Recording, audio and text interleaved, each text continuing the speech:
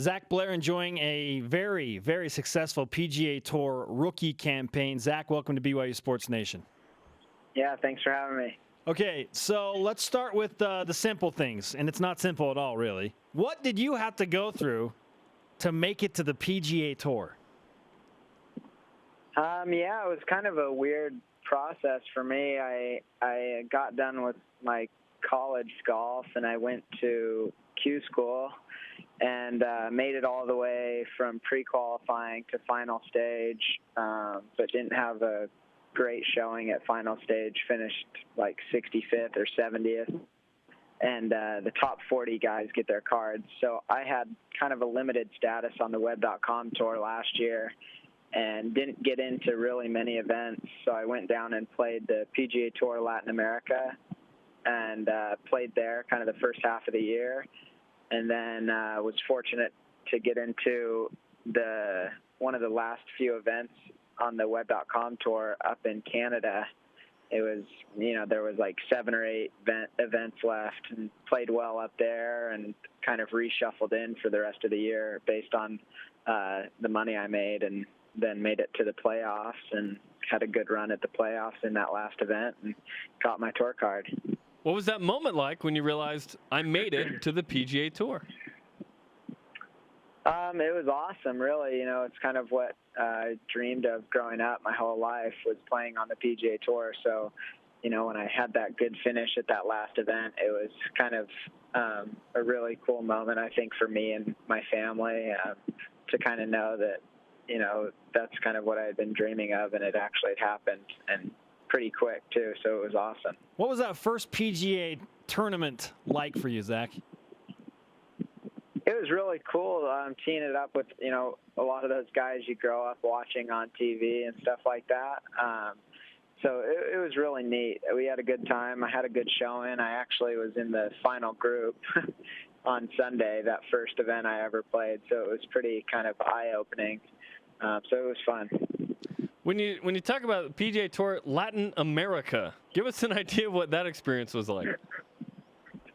Yeah, like I said, it's down in South America, so it's a good little tour. The PGA Tour runs it, so it's not like it's shady or anything like that. It's really cool.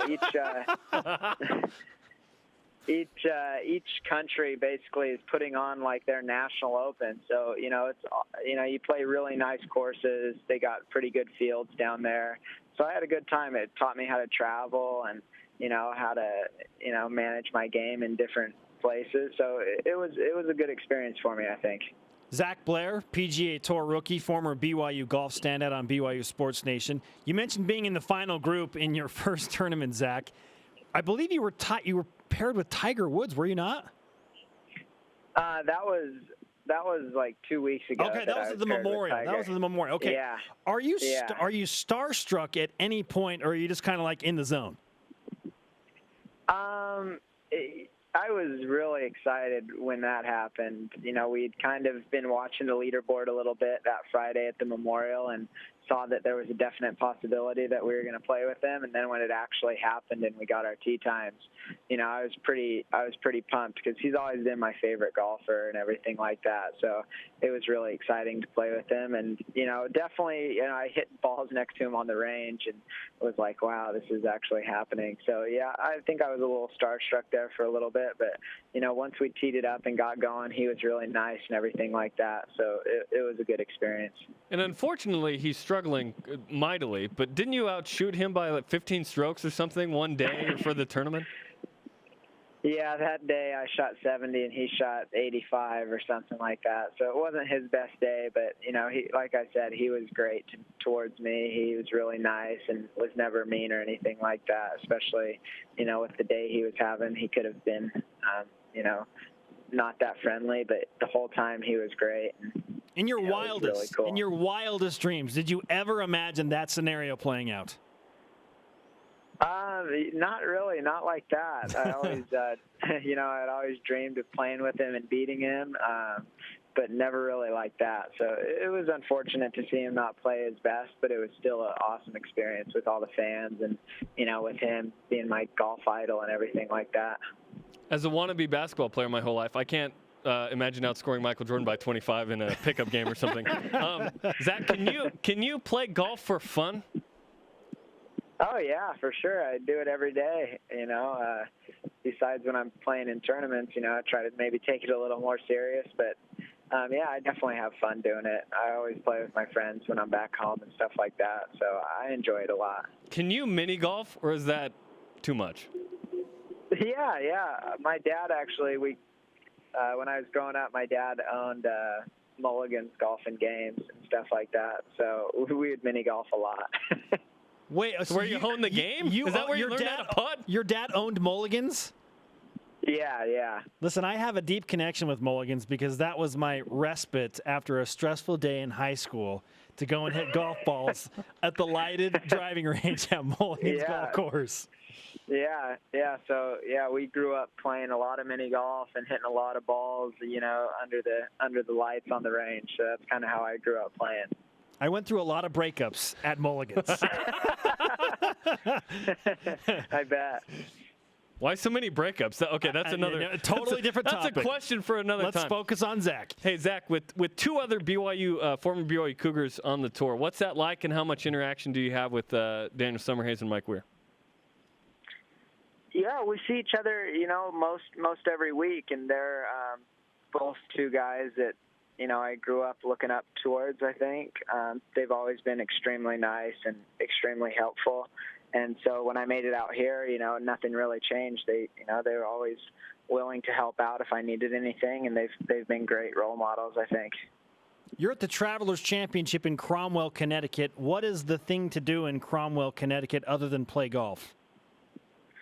I'm not really sure, honestly. We just stopped down today and went and visited kind of the Yale campus down there, and went and got a bite to eat down there, but I'm not really too sure what else there is to do around here.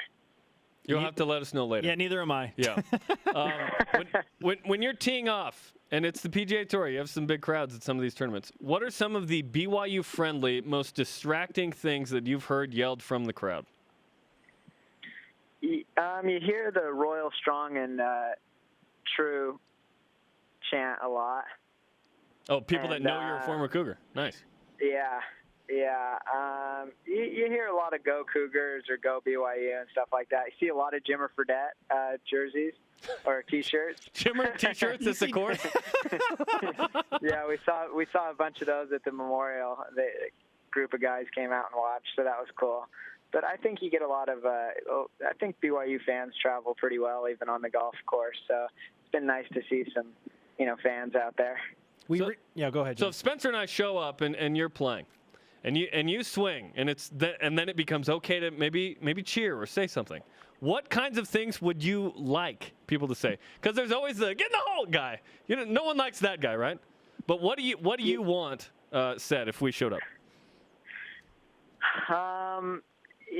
I think the best fans just really know when to clap and when to say good shot and stuff like that. I think those are the most respectful fans. I think a lot of those guys that get yelling and stuff like that kind of take it a little overboard. Jerem, that rules you out, dude. Jerem's ruled out because he can't yell. I can't yell.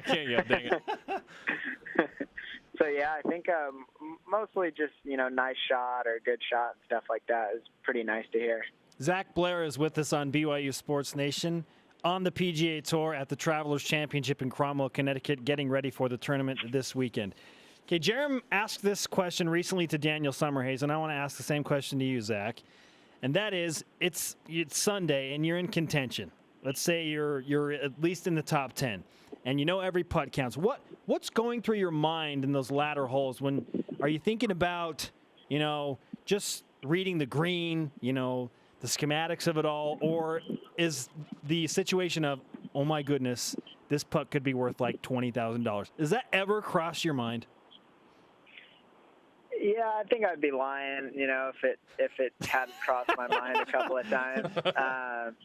But I think you kind of play your best when that stuff isn't really going on, when you're just kind of focused on, going through the process and stuff like that, I think that's when you play your best and kind of tend to make more of those putts. So I probably shouldn't be thinking about some of those things, but occasionally, more often than not, it's after the 18th hole, and you're like, gosh, that was an expensive one, or that one was made me a little money. So I should do a better job of that, I guess.